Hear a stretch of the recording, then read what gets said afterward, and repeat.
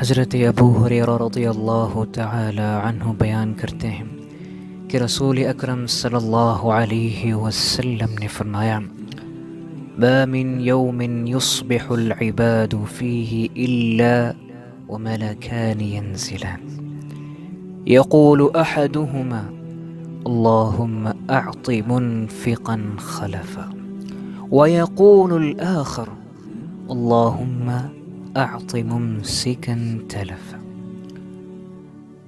ہر دن صبح کو دو فرشتے نازل ہوتے ہیں، ان میں سے ایک دعا کرتے ہوئے کہتا ہے: اے اللہ، خرچ کرنے والے کو اور مال عطا کر، اور دوسرا کہتا ہے: اے اللہ، خرچ نہ کرنے والے کا مال تباہ و برباد کر دے۔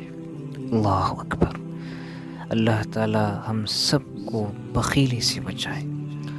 اور ایک حدیث میں بیان ہے کہ رسول اکرم صلی اللہ علیہ وسلم نے ارشاد فرمایا: قال اللہ عز وجل یا ابن آدم انفق انفق علیک۔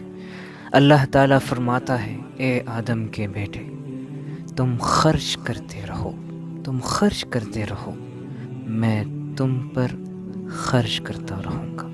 یعنی تم میرے بندوں پر خرچ کرتے رہو اور میں تم پر بے ساختہ خرچ کرتا رہوں گا۔